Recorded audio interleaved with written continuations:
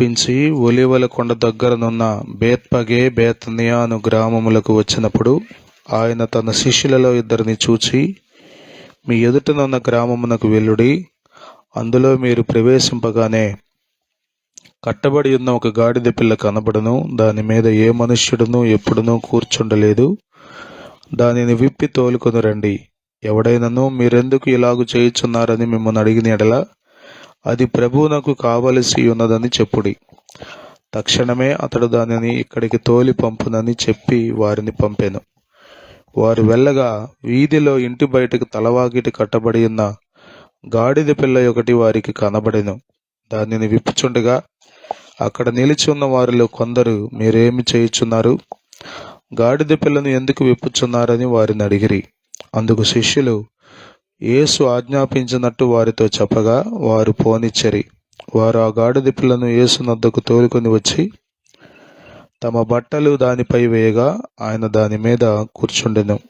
అనేకులు తమ బట్టలను దారి పొడుగునను పరచిరి, కొందరు తాము పొలములలో నరికిన కొమ్మలను పరచిరి. మరియు ముందు వెళ్ళుచుండిన వారిను వెనుక వచ్చుచుండిన వారును, జయము, ప్రభు పేరట వచ్చువాడు స్తుతింపబడునుగాక, వచ్చుచున్న మన తండ్రి అయిన దావీదు రాజ్యము స్తుతింపబడునుగాక, సర్వోన్నతమైన స్థలములలో జయము అని కేకలు వేయుచుండిరి. 14వ వచనంలో కేజేవిలో ఇలా ఉంది, and they went there way and found the colt tied by the door without in a place where 2 ways met and they lose him. కట్టబడిన గాడిద పిల్లను గురించి కేజీవి కింగ్ జేమ్స్ వెర్షన్లో ఎలా ఉందంటే, ఈ గాడిద it was tied by the door without in a place where 2 ways met, 2 దారులు కలిసే చోట కట్టబడిందంట. తెలుగులో ఎలా ఉందంటే, వారు వెళ్ళగా వీధిలో ఇంటి బయట తలవాకిట కట్టబడి ఉన్న గాడిద పిల్ల ఒకటి వారికి కనబడెను. ఒక మాట మీతో చెప్పాలనుకున్నాను, అదేంటంటే ఈ గాడిద పిల్ల 2 తలంపుల మధ్యలో ఉంది, 2 మార్గాల మధ్యలో ఉంది. Wear the 2 ways met. చాలాసార్లు మనం కూడా అంతే, ఇక్కడ ఉన్నంతసేపు భక్తి చేస్తాం, బయటికి వెళ్ళాక లోకం. ఇక్కడ ఉన్నంతసేపు నీతిగా ఉండాలనుకుంటాం, బయటికి వెళ్ళాక అక్రమం. మనం విడుదల పొందాలి, మనం ప్రభు దగ్గరికి రావాలి. దేవుని స్తోత్రం. ఆర్ఆర్కే మూర్తి గారు ఒక పాట రాశారు, 2 దారులు కలిసే చోట గండమున్నది అని. లవదికీయ సంఘంతో కూడా అన్నాడు, నువ్వు అయితే చల్లగానైనా ఉండు, లేకపోతే వెచ్చగానైనా ఉండు.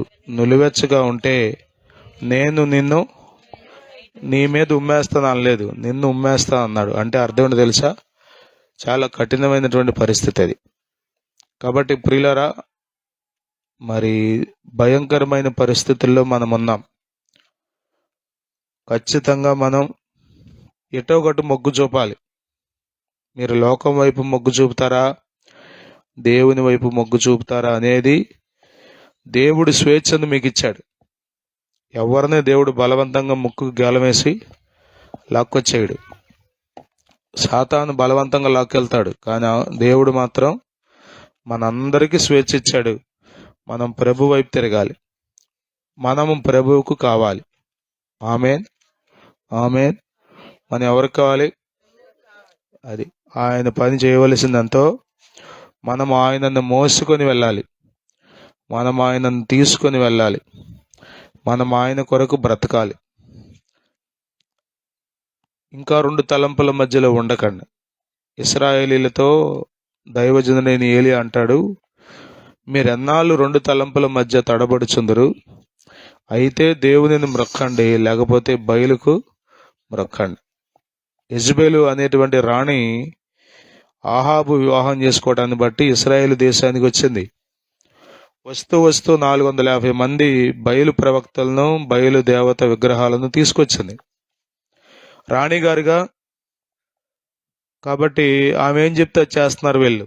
లోపల పీకుతుంది, దేవుడున్నాడు, జీవం గల దేవుడు, సృష్టికర్త, మన పితరుల దేవుడు ఆయన, మోషే దేవుడైన అబ్రహాం, ఇస్సాకు, యాకోబుల దేవుడైన అలాంటి దేవుణ్ణి విడిచిపెట్టి మనం ఏంటి ఇటు చేస్తున్నాం అని ఒక పక్క రెండు తలంపుల మధ్యలో తల్లడిల్లిపోయారు. ఆ సమయంలో కర్మేలు పర్వతం మీదకి తీసుకెళ్లాడు అందరినీ. తెలుసు కదా మీకు, మొదటి రాజుల గ్రంథం 18వ అధ్యాయంలో ఆ వృత్తాంతం అంతా ఉంటుంది, నేను చెప్పే వృత్తాంతం. అక్కడ నిలబడి అన్నాడు ఇశ్రాయేలీయులతో, మీరు ఎన్నాళ్ళు ఇంకా రెండు తలంపుల మధ్య తడబడుచుందిరా? వచనం చదువుతావు నాన్న, 18వ అధ్యాయం మొదటి రాజుల గ్రంథం 18వ అధ్యాయం పైన కంప్లీట్గా పైకి వచ్చాయి. అది ఎన్నో వచ్చిన అది 21. మొదటి రాజుల గ్రంథం 18వ అధ్యాయం 21వ వచనం. వచ్చి ఎన్నాళ్ళ మట్టుకు మీరు రెండు తలంపుల మధ్య తడబడుచుందరు. అది ఎన్నాళ్ళ మట్టుకు రెండు తలంపుల మధ్య. ఇక్కడ ఉన్నంతసేపు భక్తిగా ఉండి బయటికి వెళ్ళినంతసేపు మళ్ళీ మనకంటే ఎవడో తిరిగిలేదు అన్నట్టుగా అట్లా ఉండడానికి వీలు లేదు. ఒకవేళ నీకు అలా చలామణి అవుతుందేమో, కానీ నీకు ప్రయోజనం ఏమి ఉండదు ఆ జీవితాన్ని బట్టి. నీవు అలా జీవించడాన్ని బట్టి నీకు ఒరిగేదంటూ ఏమీ ఉండదు. ఏదో ఒక తలంపులో నీవు నిలబడాలి, స్టాండ్ అవ్వాలి. ప్రభువుని వెంబడిస్తావా? కంప్లీట్గా ప్రభువుని వెంబడించు, లోకానికి బాయ్ బాయ్ చెప్పు. లేదు లోకంలో బాగుందని అక్కడే బ్రతుకుతావా? అక్కడే బ్రతుకు, మళ్ళీ అటు ఇటు కాకుండా ఎందుకు కదా. ఒక ఆయన అన్నాడు, సోమవారం నుండి శనివారం వరకు లోకస్తుడిగా బ్రతికి ఆదివారం మాత్రమే భక్తుల్లాగా బ్రతికితే ఎట్లా? అర్థమవుతుందా? ఆ గాడిదంట రెండు మార్గాలు కలిసే చోట కట్టబడిందంట. It was tied where the two ways met అన్నాడు. రెండు మార్గాలు కలిసే చోట కట్టబడింది. ఈ దినాల్లో మనుషులందరం అక్కడే కట్టబడ్డాం, అటు ఇటు కదా. ఇప్పుడు రెండు పడవల మీద కాళ్ళు వేస్తే ఏమవుద్ది తెలుసా మీకు? మునిగిపోద్దా? ఒక పడవ మీద కుడి కాలు, రెండవ పడవ మీద ఎడమ కాలు పెట్టి ప్రయాణం చేయండి. ఎంత దూరం వెళ్తారు? ఏం జరుగుద్ది? అర్ధంతరంగా నువ్వు చనిపోతావు, పడవలేమో. అర్థమవుతుందా? ఈ పడవ అటు, ఈ పడవ ఇటు వెళ్తుంది అనుకోండి, ఏమవుతుంది నీ జీవితం? అర్థమవుతుందా? అందుకని బైబిల్లో యేసు ప్రభు చెప్పాడు, ఏ మనుష్యుడు ఇద్దరు యజమానులకు దాసుడిగా ఉండలేడు. అయితే సిరికి లేకపోతే దేవునికి. మీరు దేనికి దాసులుగా ఉంటారో నిర్ణయించుకోండి. ఆ గాడిద పిల్ల విప్పబడింది, దేవుని స్తోత్రం. ఇది విడుదల కలిగించే అనుభవాలు. దేవుడు మనలను విడిపించడానికి వచ్చాడు, దేవుని స్తోత్రం. రెండు తలంపులు, రెండు మార్గాలు, రెండు ఆలోచనలు, రెండు ఉద్దేశాలు, రెండు క్రియలు ఇలాంటివి ఉండడానికి వీల్లేదు. మనలో ఏక మనసు కలిగి, ఏకభావం కలిగి, ఏక తాత్పర్యంతో మనం అడుగులు ముందుకు వేయాలి. మనం వేసే ప్రతి అడుగు ప్రభు వైపుకు నడిపించాలి మనల్ని. మనం వేసే ప్రతి అడుగు పరలోకానికి నడిపించాలి. మనం తీసుకునే ప్రతి నిర్ణయం మనలను దేవునికి దగ్గరగా చేయాలి. అట్టి గొప్ప స్థిరత్వం ప్రభు మనలో అనుగ్రహించునుగాక. మా పరమ తండ్రి, సమ్మతి గల మనసు, స్థిరమైన హృదయం మాకు దయచేయండి. రెండు మార్గాల్లో తడబడే అనుభవాల్లో నుండి మమ్మల్ని విడిపించండి. లోకం ఆకర్షిస్తుంది, మీరు రమ్మని పిలుస్తున్నారు. మేము మీ వైపే చూడడానికి, మీ వెనకే పరుగులు తీయడానికి, మిమ్మల్ని వెంబడించడానికి, నిజమైన క్రైస్తవులుగా నాయన సమస్తమును విడిచిపెట్టి నీలో ఆనందించేవారిగా, నీ కొరకు ఆరాటపడేవారిగా, నీలో పరవశించేవారిగా మేము ఉండుటకు సహాయం చేయండి. ఆ కట్టబడిన గాడిద పిల్లను విప్పినట్లుగా ఇంకా ఎవరెవరు కట్టబడ్డారో వారందరూ నీ కొరకు విప్పబడడానికి, నిన్ను మోసుకొని పోయేవారిగా ఉండడానికి సహాయం చేయండి. వాక్యం అందరి హృదయాల్లో ఫలింపు చేయండి. యేసుక్రీస్తు నామములో ప్రార్థిస్తున్నాము తండ్రి, ఆమేన్. హల్లెలూయా, హల్లెలూయా. మనమందరం లేచి నిలబడదాం.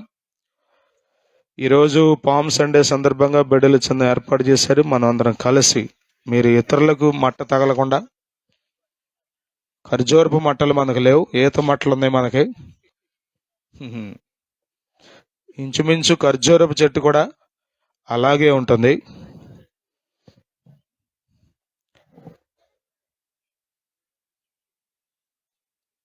హల్లెలూయా స్తుతి మహిమా ఎల్లప్పుడు, హల్లెలూయా స్తుతి మహిమా, హల్లెలూయా స్తుతి మహిమా ఎల్లప్పుడు, హల్లెలూయా స్తుతి మహిమా. యేసురాజు మనకు ప్రభువై, యేసురాజు మనకు ప్రభువై త్వరగా వచ్చుచుండే, త్వరగా వచ్చుచుండే. హోసన్నా జయమే, హోసన్నా.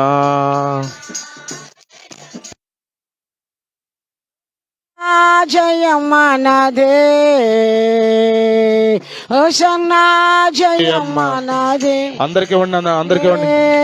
హోసన్నా జయం మనదే, హోసన్నా జయం మనదే, హల్లెలూయా స్తుతి మహిమా ఎల్లప్పుడు, హల్లెలూయా స్తుతి మహిమా, హల్లెలూయా స్తుతి మహిమా. పిల్లలకి ఉండనా, పిల్లలకి ఉండి. ఎల్లప్పుడు స్తుతి మహిమా. యేసురాజు మనకు ప్రభువై, యేసురాజు మనకు ప్రభువై త్వరగా వచ్చుచుండే, త్వరగా వచ్చుచుండే. హోసన్నా జయమే, జయమే, హోసన్నా జయం మనదే, హోసన్నా జయం, హల్లెలూయా స్తుతి మహిమా ఎల్లప్పుడు, హల్లెలూయా స్తుతి మహిమా. కొంచెం అటు ఇటు కొంచెం ఓపచ్చుగా. హల్లెలూయా స్తుతి మహిమా ఎల్లప్పుడు, హల్లెలూయా స్తుతి మహిమా, హల్లెలూయా స్తుతి మహిమా ఎల్లప్పుడు, హల్లెలూయా స్తుతి మహిమా, హల్లెలూయా. హల్లెలూయా. సమస్తం కోల్పోయిన వాళ్ళగా నుంచున్నారు మీరు. అయ్యా ఇవాళతో అయిపోయింది నా జీవితం, హల్లెలూయా స్తుతి మహిమ అంటున్నారు కానీ మట్ట ఉంటే మట్ట చేత్తో పట్టుకుని పైకి లేపండి, లేకపోతే మీ చేతులు పైకి లేపండి.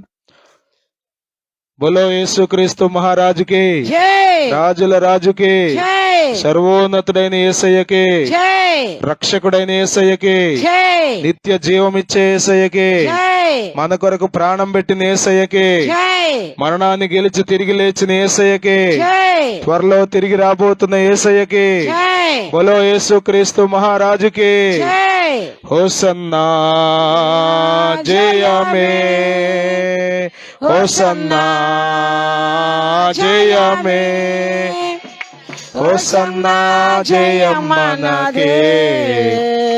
కొంచెం అటు ఇటు ఊపండి మట్టని, ఇతరులకు తగలకుండా చూసుకోండి, ఎవరికి తగలకుండా చూసుకోండి. హోసన్నా జయం మనదే,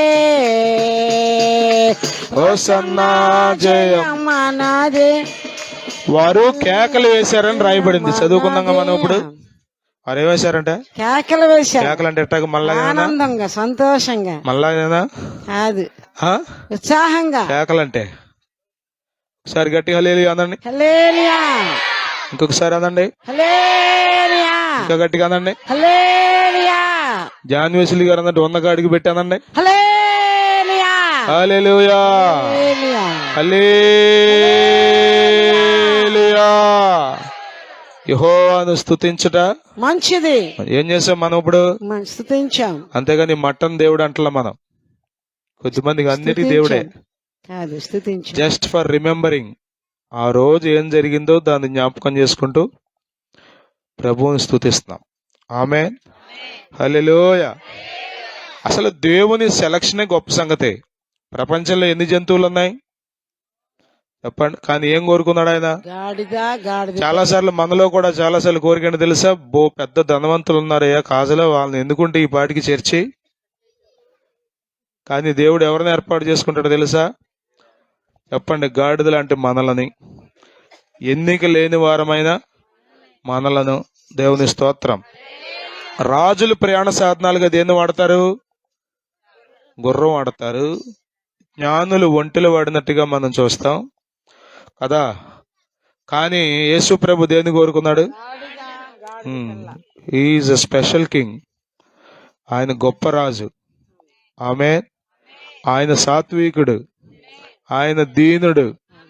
హల్లెలూయా, హల్లెలూయా, హల్లెలూయా. ఒకవేళ దేవుడే గొప్ప వాటిని కోరుకుంటే మన దాకా రక్షణ వచ్చేది కాదు. దేవుడు మనలను కోరుకున్నాడు. ఆమేన్. హల్లెలూయా, హల్లెలూయా. చివరికి ఒక్క వచనం పాడదాం. హల్లెలూయా స్తుతి మహిమ ఎల్లప్పుడు, హల్లెలూయా స్తుతి, హల్లెలూయా స్తుతి మహిమ ఎల్లప్పుడు, హల్లెలూయా స్తుతి మహిమ.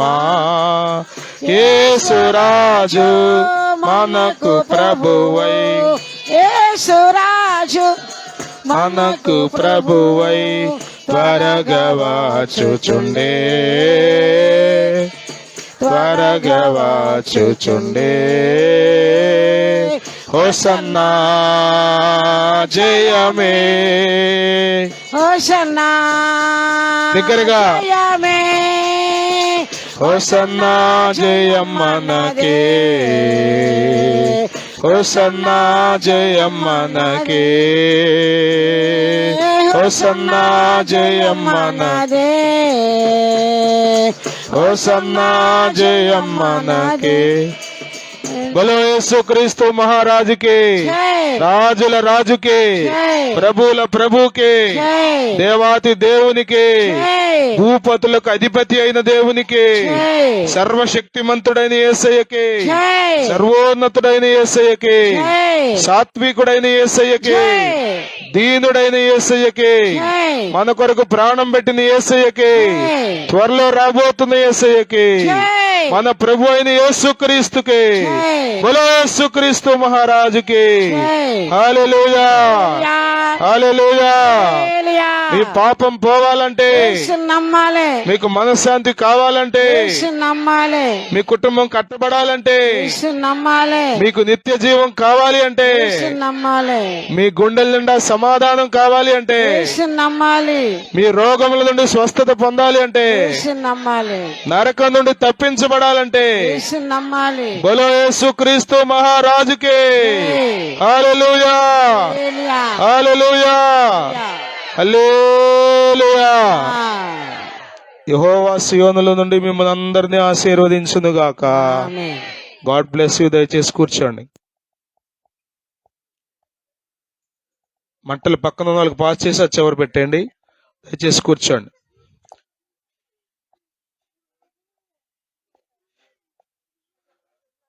యెహోవా యందు ఆనందించుట వలన మీరు బలము పొందుతారని వాక్యం సెలవిస్తుంది. ఆమేన్. హల్లెలూయా. లైవ్ అయిపోయిందన్నా.